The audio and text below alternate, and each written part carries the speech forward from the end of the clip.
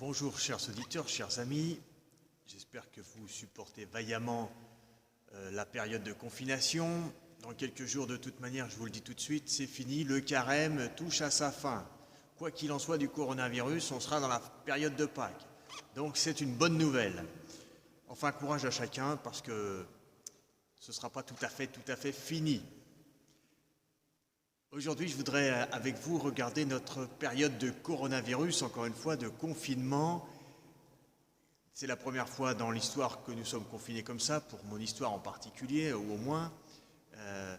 C'est une période qui se double avec une période de société peut-être en crise. Depuis des dizaines d'années, on nous dit qu'on va changer de société.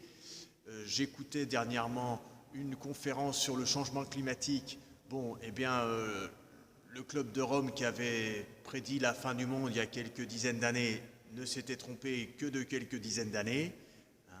Visiblement, on y va tout droit. Donc, certains d'entre nous s'imaginent qu'on est dans la période la pire de l'histoire. Voilà. Eh bien, je ne crois pas. Moi, je ne crois pas.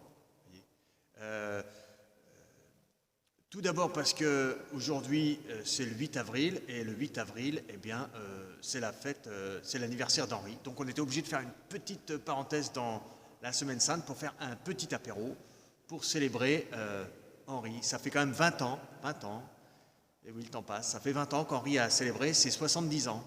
Donc voilà, il est en forme, en bonne santé, grâce à Dieu. Donc je remercie le Seigneur de l'avoir d'ailleurs comme compagnon tous les jours, et très fidèle compagnon.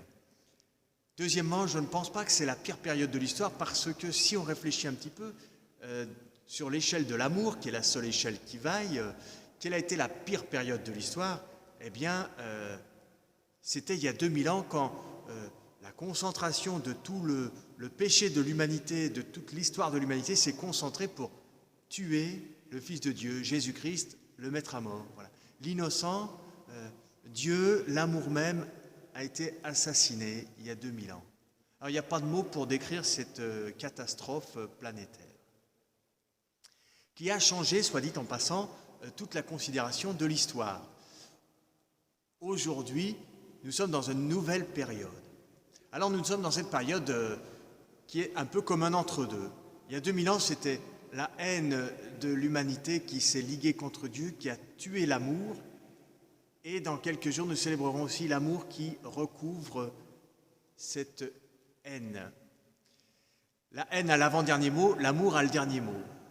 Pour découvrir la haine et la misère du monde, c'est pas difficile. On est tous assez qualifiés pour ça. Il suffit d'ouvrir sa télé et de répéter ce qu'on y entend. C'est pour ça que j'ai pas de télé d'ailleurs.